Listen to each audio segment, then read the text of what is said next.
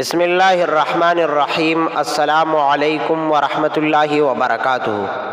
محترم مسلمانانو ورونو خویندو، الله رب العزت دې موږ او تاسو ټول مسلمانان په خپل ایمان باندې خوشاله کړي، ځکه ایمان لوی دولت، لوی سرمایه او لوی نعمت دی.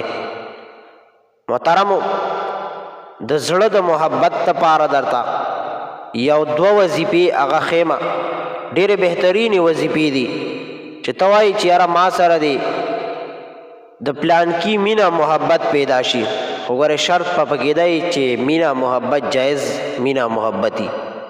خلک ناروا مینا محبت د هغې دپاره وظیفې غواړي، وظیفې کوي، خو دا مینا محبت دپاره چې ځکه مو وظیفې تاسې له در کومه دا هغه دی چې د خاوند او د ښځې په یو بل سره محبت نه وي. دارنګې مور او پلار د سړي سره محبت نه کوي. خپل خپلوان داسې وي چې هغه چا سره چې محبت جایز وي، هغه محبت لپاره نو هغه محبت لپاره دا وظیفه ډېره بهترینه ده چې ګوره دا لاندې د سوره یوسف آیات یو کم دیرشم او دیرشم یعنی 29 او 30 نمبر آیات، دا به په یو خوږ څیز باندې دم کی او دارنګې په هغه چا باندې به وخورئ.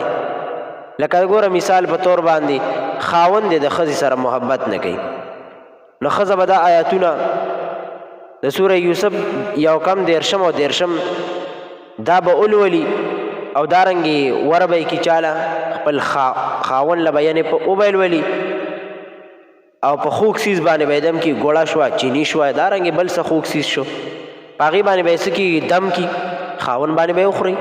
انشاءالله د الله رب العزت په فضل باندې به مینه محبت پیدا شي. دارنګې ښځه د خاوند سره محبت نه کوي، خاوند دې ولولي او ور دې کي والا محبت جایز دی که نه، ځکه د مینه محبت هغه چې د ښځې د خاوند په منځ کې نه کور خرابي. نو ګورئ هغه مینه محبت لپاره چې هغه جایز وي ښه، بلکل کومه مینه محبت هغه چې ناروا دی، جایز نه دی، د هغې دپاره دا وظیفه بلکل هم نه ده. ګورئ د دې نه ډېر ځان لرې وساتئ، خراب به مو کي، ځکه یو هغه څیز ناروا دی او ته دا څه کوې ښکلې ښکلې آیاتونه د قرآن کریم د هغې دپاره لولي، دا د دې لپاره نه دي.